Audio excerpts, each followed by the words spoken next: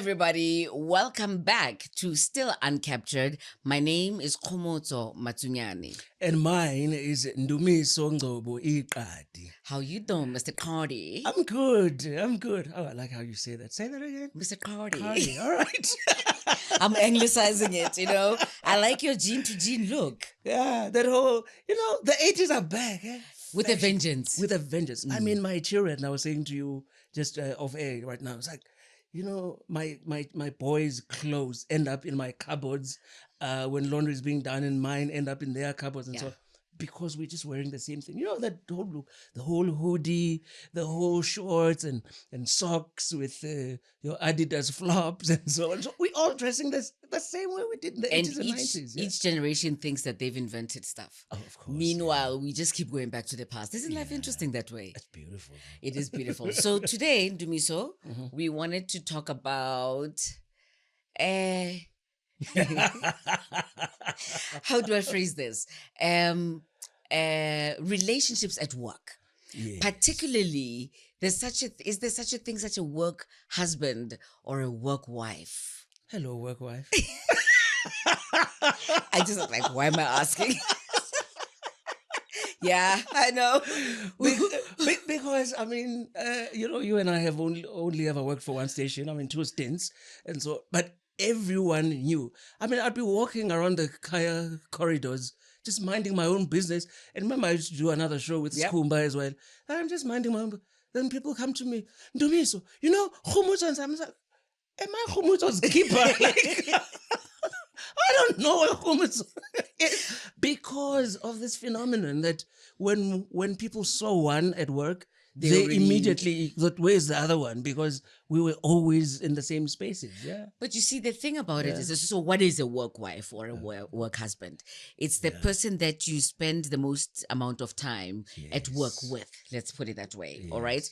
But the thing about it is, we spend more time at work than we do at home. You get up in the morning, like speaking to stereotypically of 9 to 5. Chances are you spend the vast majority of your day with this person. By the time you get home, it's homework time, it's dinner time, and then you go to sleep. And the thing about it is that the time that you are talking about is actually prime time. So you spend your prime time in your day, because that's what capitalism is about, isn't it? I mean, the fact that I'm always, I'm a nerd. I mean, I've also figured out that human beings are not necessarily diurnal, as in we're not naturally people who go to sleep at night and wake up and be awakened during the day. Right. Some people are like me. I'm completely nocturnal. Right. I mean, I don't wake up really until about 11, 12 in the morning. But your prime time for your 9 to 5, you're spending with this person, and you're just naturally aggregated to someone because your brains spend most of the time there. But also this is someone that you get along with, that you know that when you say one, before you say 2, they're already saying 3, but you get each other, right? So it's natural, right? But I will also say this, that 2 things. One, sometimes these relationships become inappropriate. When you just sort of like,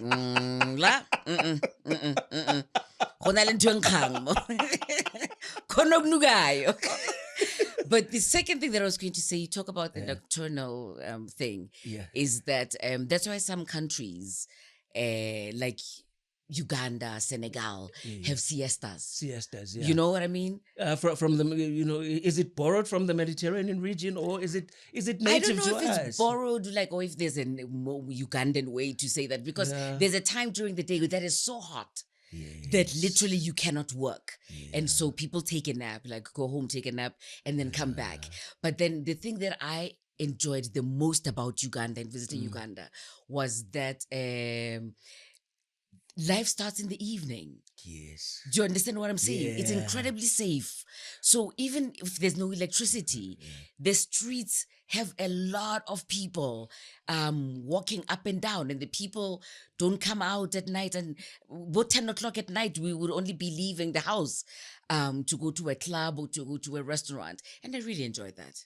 No. Yeah, but I digress. We're talking about work and work husbands and work wives. So how does the concept of work wives and work husbands affect your home relationship? Like, what does Tebogo really think about me? Uh well, you're very lucky. I do not know why, because you know. I'm so glad that I can say this because you can be a little shit sometimes, but she still likes you. Like she really does like you. Like when we fight. Like when we fight. Oh, it's when not we nice. fight. Oh. She knows all the dirty. She knows all. Like because I'll be like, I'm sick and tired of Homuzi. Touche! Now, man. Yes. But the thing about the whole concept is that ultimately, I mean, we laugh about it. I mean, it's like a running joke. My work wife, my work. But I think you're right that the whole concept of work husband and work wife. Because here's the question that I'll pose to you and be like, and maybe I'm not even posing it to you. I'm posing it to you as a listener. And I'm like, your work wife or your work husband, if your partner were to say, "Oh, we're not fighting, but can you just give me your phone and can I go through your correspondence with your work husband and your work wife?" Would your husband, your real husband, would your real wife be happy with the levels of discussion? Can I just say, context is very... I know. Context is very important. Yes. So if you read them without context, some of them may seem a little dodgy. Like, I know there'll be some times, right? Like, as a perpetually single woman, there'll be times when I say to you, like, I wish I could grab somebody tonight. Do you know what I mean? Like, that's the kind of stuff that we talk about. Because you're one of my best friends. So, like, why not tell you what's really deep in my heart? But if there was to read them, I don't know if she'd appreciate it. Because there would possibly be a time where you'd say such a things like, "Oh, Mganam, no, the drought is real." They're like, "Ozala, shodi, come, I'll sort you out." And like exactly context, right? Context, as in what I'm saying is I'm just saying it purely because that's how we relate, because you and I can be very risque, our conversations. Yes, but can I say that those relationships at work sometimes are what saves you? Exactly. Do you know what I mean? Because work can be stressful. Let's be honest. It can take a toll on your mental health. I don't know. I don't particularly enjoy working. If I didn't have to work a day in my life, I wouldn't, quite frankly. Yeah. But, here we are. Because bills have to be paid. Exactly. But to support to the point you made earlier, that sometimes maybe someone would even argue that it's inappropriate, is because, for instance, the same said Tebucho that you're talking about. Guess where we met? In the workplace. She was my work wife. Oh, and she graduated. Exactly. And when we met, she had her boyfriend, and I had my girlfriend, and so on. And so we, but because we were spending so much time, plus we were in the manufacturing sector, in the Unilever Boxback factory, and sometimes you're running trials, because we were, processing engineers and whatever in the factory. And sometimes we up until like 9-10 in the evening. Not that it was inappropriate. There was nothing inappropriate that actually happened, because we actually did sit down and we just said, "Listen, can we just go for a movie? Can we go?" So we took it out of the workplace. Right. Now all of a sudden we find ourselves at Eastgate. Now we were watching movies together. She's still my friend. Aww. And so on. But then I'm sitting there, I'm going, "Hey, lo mnyamana wepedikazi, lo mtswanakazi. Oh, namehla makhulu bakithi." So, I mean, in the comments, if you've also met someone and you married to someone that started out as being your work husband or your work wife, that's actually, please just drop it in. Drop Tell us us a about note. it. Yeah, I'd want to know more about that. Here's the flip side. When it's not going well, yes, when you're not getting on, I remember sometimes we used to do the show literally not talking to each other. Oh, poor Eddie G. And poor we would go into studio and I'm thinking like, you have to talk to him. And we press the button. And that's the first time we speak. Because we're not talking to each other. Because in real life, you've annoyed me so much. I want to kill you. I know. and Eddie G was our technical technical producer. producer. Who used to run our desk, and Eddie G with his big eyes. So we standing there. He says, about Eddie G, but do me so. Come on, this is work. This is. We cannot go. But to our credit, eternal credit, to our credit, by the time that first link was over, you and I had just decided we got work to do here. By the time fella starts, we know that something has to be done. Yes. All right, let's take a little break. We'll be back right after this. Welcome back to Still Uncaptured. We're now going to talk about something that affects a lot of us in this country. South Africa has one of the highest unemployment rates, particularly for youth. But I'd argue that people my age and Dumiso's age are also struggling with unemployment, where in particular in media is a very particular case. We'll come to that. Unemployment in general is a problem, and quite frankly, a crisis in this country, because people who should be working are not working. Go to any township at midday when people should be at work or productive, and you will find scores of young and older people who are just walking around, possibly with a beer in their hands, because they're unemployed. It's a problem. We keep getting told to be entrepreneurs because, you can create more employment and all of that. But I'm finding that in 2025, the last 5 years since COVID have been particularly brutal to my prospects as an employee. What has your experience been like? Okay, let me start here. Let me just point out, something that one Zwelinzi Mavavi once tweeted or put up on Facebook. And so I do not know how updated that information is. But I remember him putting up figures that, because I'm such a geek, I'm such a nerd, I actually immediately then went to the Stats SA website just to see if Vavi is just smoking something, and discovered that he was actually right. Do you realize that at some point in the entire globe, South Africa, and I'm talking about a period about 10 years ago, so I do not know how updated it is, that we, number one, were the number one country in terms of unemployment, and we've always been for a long time, but that our unemployed made up almost somewhere between 5 and 10% of the unemployed in the entire world, considering that we have a population of about 60 million. Unemployment and in for this the size of our economy. And for the size of our economy. But also, one thing that I think always gets missed about unemployment, because we keep talking about, I think we've only recently started talking about employment now in the new dispensation, but we forget that unemployment in this country as a problem really started in the 1980s. 1985, 1986, that's when, particularly in areas like Durban, where you could see, there are people today who are in their 70s. The last time they were employed was like 1986. But then, Dumiso, at some point in the 90s, right, with the new dispensation, excitement, halala, we became also the fastest growing economy in the world, where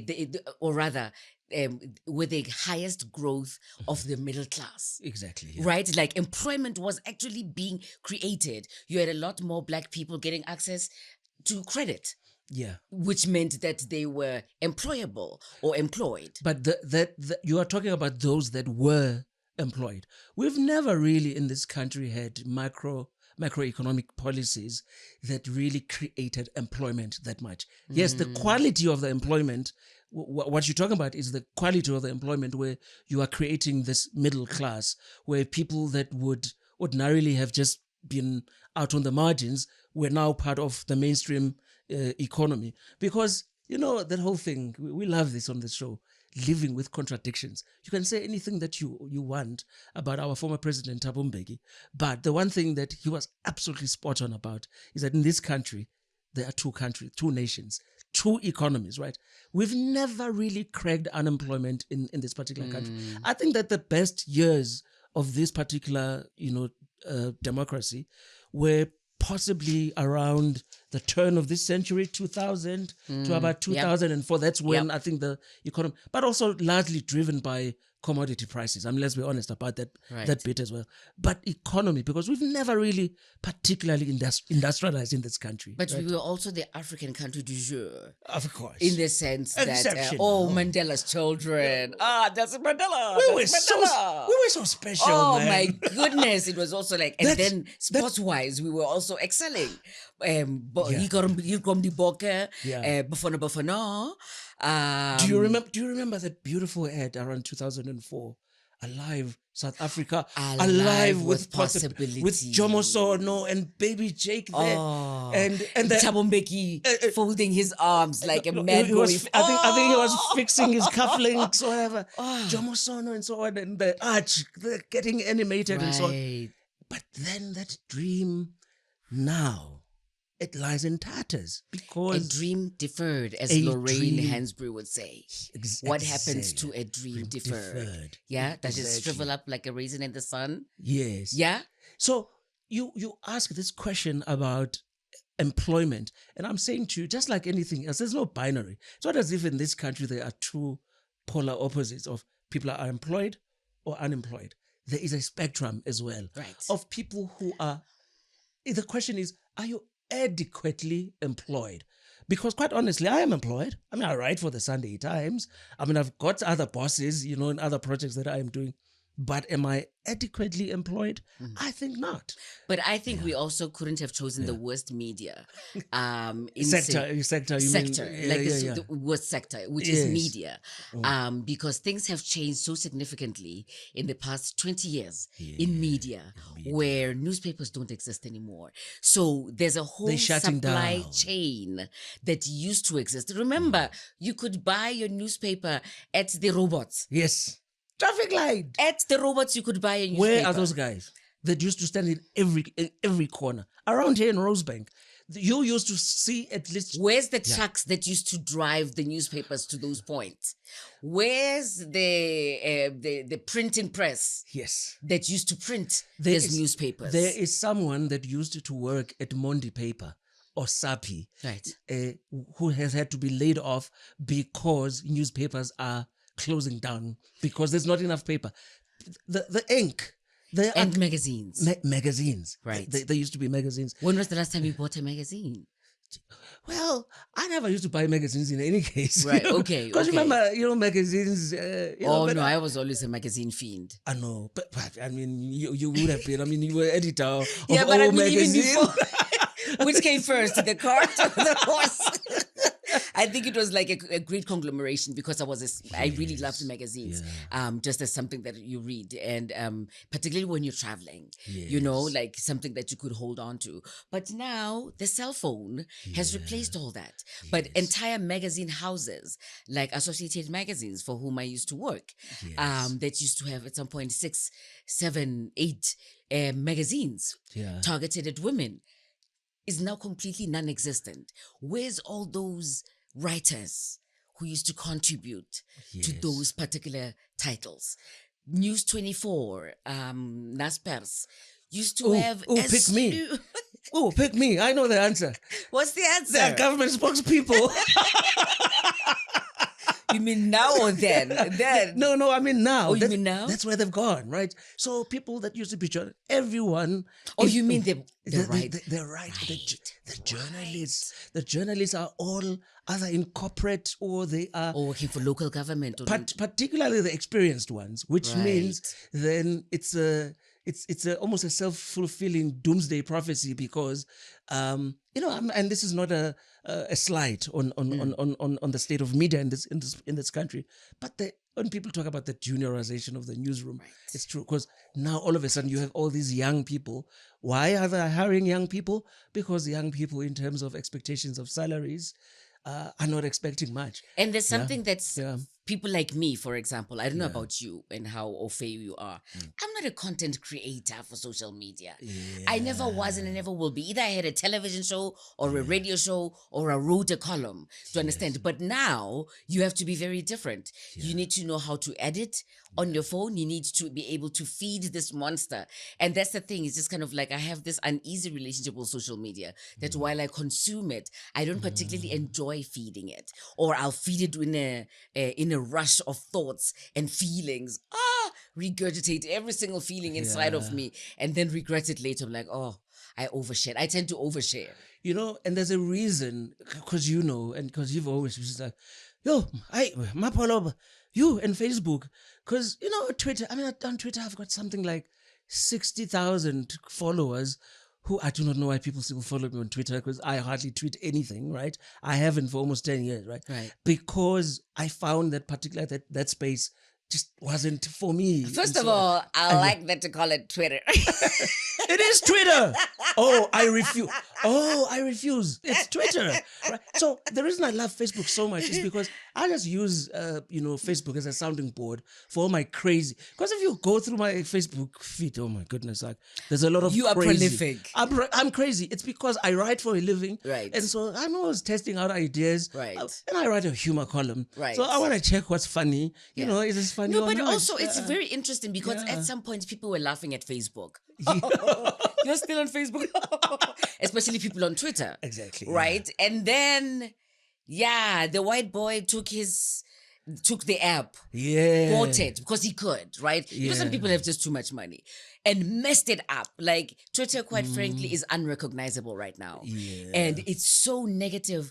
And I'll be bombarded with so much Republican nonsense that I'm thinking, who are these people, or racist trolls? And toxicity. Do you know that when I stopped engaging with Twitter, yes, Elon, it's Twitter. I have to, so when now of course I'll go in there just to check things out. And, Yes. And every single time I've been there, I come out. I know. don't want to use that. Not clinical depression, but I just come out Deflated. like I just. You know, it changed my perception of human beings, because it made me feel like human beings are actually worse than I think that they really are.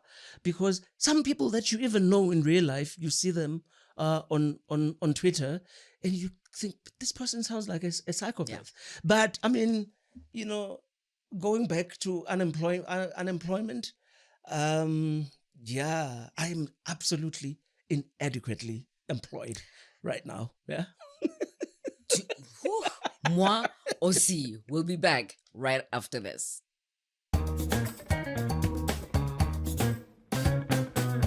So Khumuzo, you know, before we went away for a little drink of water, you know, we were talking about unemployment and social media, and the two things have a lot to do with one another, right?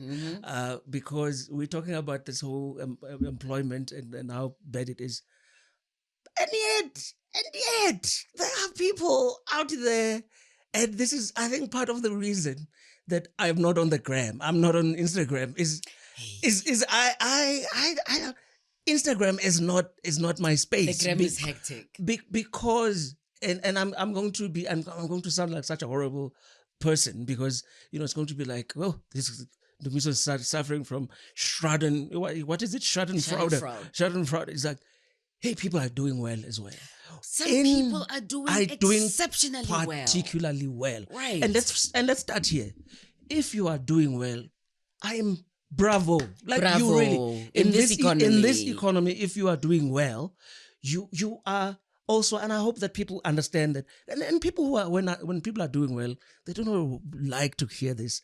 The fact that, but you're also quite lucky to be there, because in as much as everything that I've achieved in my life, I don't really think it's the sweat of my brow. I don't think that it's all my doing, it's all my talent, it's how intelligent I am, because there's a bit of luck as well. But if you are, I'm so glad. But how do you feel when you see people and you're thinking, good Lord, you're thinking about, hey, no, I must just leave the car at home, I must take the cow train because your gas is so expensive. And then someone just just rolls up in a McLaren. Right. And a Ferrari. Oh, I'm very resentful. I don't want to lie. You see that Bogart, my heart is like Ndumiso's Bogart. Like, first of all, there's like people that you equate yourself with. Of course. Sort of like within a 10-year frame of like we either went to school around the same time, we graduated university around the same time, we started working around the same time, we had children around the same time. Do you understand? So waikala ka batho ba bang gore like Ndumiso's my age, so if he's doing well, how am I doing? So we kala ka batho ba bang, which is a very dangerous thing to do. Of course. Because a lot of people lie on Instagram. So I'm on Instagram. I like Instagram. It's fun. But I find that when I'm depressed and underemployed, shall we say, because I'm never not working, but they could be like, I'm also severely underemployed. You know, opportunities have just dried up. I find that when I'm doing better, I post more. Of course. Do you understand? Yeah. You just kind of like, look at me. You can't help it. Because these things go in cycles, right? Because not last like what 7, 8 years ago, you know, you'd be signing off from your show and be like, I live in 2 cities. I live in Cape Town. I'm off to Cape Town now. See you on Monday. You earthlings here in Gauteng can rough it here. Yeah. You know, because we all do it. Which is to say that we are not unaware of the fact that we also at some point you also be doing well. Guys, this is the show that you've signed up for when you're watching this particular show. We are too honest sometimes for our own good. I mean, very few people will actually admit what we admit. No, but the thing is, it's like, so Instagram is a place for people to floss. Yeah. Yes. To floss, to tell it like, this is how well I'm doing. I've got a boyfriend. I've got a girlfriend. I got married. I got a new car. You know, so there is an element of that. But be careful because people also lie. So just because somebody is posting on Instagram that something is happening in their lives doesn't mean so that it is so. So this thing of scaling yourself, what is scala? To scale yourself against other people, to measure yourself against other people is dangerous. Benchmarking yourself. Benchmarking yourself against people yeah. whose lives you know very little about is a little bit of a dangerous precedent. But yes, when people are doing well, I see them also and I'm just like, wow, why are you in this situation? And sometimes you kind of think like, I'm more talented than her. No, of course. There'll be definitely times when I think, like, Ndumiso is a dunderhead, and I cannot believe that materially he's doing so much better than me because I feel like maybe I should be more successful. But dunderhead is succeeding. You're living, you're a returned soldier. They call us returned soldiers. Those of us that have gone back home to live with our parents. Yeah.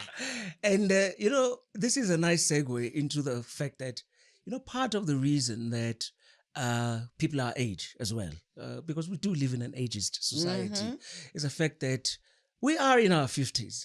Ooh. And the 50s are a mindfuck. The 50s are a mindfuck. Ladies and gentlemen, being 50 sucks. I have never experienced anything so devastating in my life. And as a woman, add menopause to it. You know, personally, I wouldn't say that it sucks, right? Being 50. I think when I say it's a mindfuck, I'm just saying that there are things about it that no one really tells you about. You and I have talked about this and talked about conversations around, we don't talk about aging in this country. We don't talk about aging. The reason right now, when we started this particular show, Still Uncaptured, our first episode, I think the very first conversation we had was the fact that there is, for me, like 8 kilogram that wasn't there the last time I was on air anyway, right? Because I've gained weight, which is why I've started walking again, because I'm like, I mean, just this past weekend alone, I was telling you, I walked, 15 kilometers, just cause not jogging. It's not for me, because my bones just don't take to running so much. I walk. See, I used to be a runner. Yeah. Oh, what a I beautiful time in my remember. life. Oh my goodness. And you know what's worse about, so you've only gained 8 kilos. I've gained 20. Okay. Yeah. Partly it's medication that I'm also taking. Yeah. And I remember when I was 20 kilograms lighter, thinking that I'm a bit big. Yeah. And I'm thinking, I remember you that are time. such a stupid girl. You Yeah. didn't realize. My niece yesterday sent pictures to the family group. And I was like, oh my God, I look so good.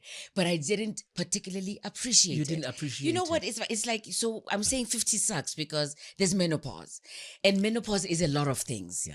It's brain fog. It's physically, your hormones changing completely and drastically. It's your It's emotional like the universe well-being. is like sucking energy out of you, right? Goodness. Yeah. And it's like your metabolism is shot to hell. Yeah. From what it used to be. And your energy levels are also compromised. I could do an entire podcast on menopause alone. And you haven't even touched upon our joints. Our joints are wearing out. Arthritis, right? Getting out from bed. Do you know that I now, it's like a thing with my wife, Tebuho, and I, about getting up from the couch without using your hands, because it's so difficult in your 50s to get up from the couch without using your hands. But how about your bones start talking to you? Creaking. You can hear them. And when you do anything, I cannot stand up without any sound effects. I gotta go to get up. How about tying your shoes? Tying your shoelaces. But you can say all of that, but nothing beats the fact that you are in the middle of the deed, and you are now you getting there. You can see Jerusalem. You can see that. No, I'm there now. I'm about to. You're getting ready to say, baby, hold on. Dad is about to come, and then the cramp. Ikubambi cramp, ukhumutsi ikubambi cramp. Ugqume embhedeni. No. And you can't ignore that cramp because it's literally like your tendons are like contracting into each other. Yeah. No, getting older is not fun. And what we're not talking about is, we're just talking about the physical part. The physical part. There's also, hey, my old lady. Hey, Dimamzo. Tama. Hey, uncle. Hey, time. Right. Yeah. So first, nobody calls you OC anymore. Yes. I remember the first few times it happens because I'm thinking, I don't have children that I birthed. Yeah. So I remember it's like, hey, Dimamzo. And I'm thinking, I can Mao. Like literally in my heart, I'm thinking just like, I ain't your mama, which is ridiculous. Of course, but then it just started happening so often that I've just had to accept. And then we post our pictures on social media, and we want people to say, oh, Mapoloba, you look nothing like 53. You look so young. Why? I'm 53. Right. And how young do you want them to say you look? 25? 45? What is the right age? It's really ridiculous. And actually, we should stop using that as a compliment. Or like, it you really don't look at isn't. deep. Except my mom, who is 82. Yeah. She's turning 83 this year. Yeah. She's like, people tell me I look 20 years young. I'm thinking, what people? No, which is true. She does look younger, Mara. No, but my own mother, like seriously, I mean, she's 80. But Umakwala, anyone who is from the Hillcrest area will see her up and about. She walks fast, and she really. She is. My mother's mobility is quite compromised. My mother is 80, normal blood pressure, normal cholesterol, none. All her numbers are in order. She has got absolutely Viva Magwala. nothing chronic, going on. Right. But remember, okay, you wanted to, yeah. The number of pills you take per day. Oh my goodness. Yeah. As per being part of your 50s. Yeah? I take 3 in the morning. I take 3. And 3 at night. Yeah. I at least I'm lucky. I still take just 3. And I'm working hard to get off them. At reducing them to just the one. No, I hear you. Because, But I mean, particularly if you're in your 50s, drop us a comment. Let us know how you feel about being 50. But also this weird age that we are, I'm not 50, I'm not 55, I'm 53. What is that? I will keep asking this. It's just weird. But then also when they talk about like, go get your elders. Yeah. They're talking about you. when you open the door, and teeth falling off. Oh, my dental hygiene has Okay, been where's the camera? severely compromised. Oh yeah, here's right. I was so devastated because I'm so vain. I lost a tooth last year. Yeah. And my heart was bleeding. And there was just nothing the dentist could do. It was literally cracked into two. And I thought I'd do a bridge or something like to make it a little better. Yeah, no, it's not helping. But that's okay. Here's the thing. We have 30 more years to go. We could stretch it to 40. I mean, medical science, really, life expectancy is has done wonders. Right. I mean, just, I suppose, like 30 years ago, if you heard that someone died at age 65 or 68, you thought, nah, Yeah. it was time. So we're in Nowadays, trouble because Yeah. we're underemployed. Yeah. We'll never be able to Retire. Yeah, Quite no. we can never stop working. Not that I want to retire, to be honest. Yeah. Because we're also supporting our parents and our children. Basically. Yeah. So I don't know what our future looks like because we have a lot more years ahead of us because of where technology is and where medicine has taken us than we have behind us. And the thing about it or is, vice versa. And the thing about it that you keep on thinking about, and we've had this conversation before, where it's like our generation, really, I think we are trying to be the last ones to stop this cycle, because I do not want my children having to worry about me. I don't want it. I don't want them to have to think that, oh, I've got this bit of money, but I have to also now fund Baba's medical aid, and I don't want it. This is where the unemployment question kind of goes, because the more people there are, the more they can contribute to the pot. Yes. I don't know what's going to be left in these coffers when we are old. When we need assistance, when we literally cannot work anymore or can't do. Are there going to be enough resources for us to be able to be sustained? Sure. I don't know. We'll discuss that and more when we come back.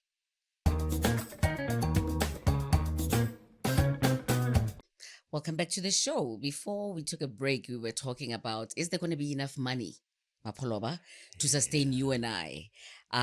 Because, younger people are the ones who feed into that, and that we would have fed into. I don't know. There's so much corruption in this country and we keep misappropriating funds. So I'm worried if there's going to be enough for that. But, let's not worry about that. Yeah. Not for now.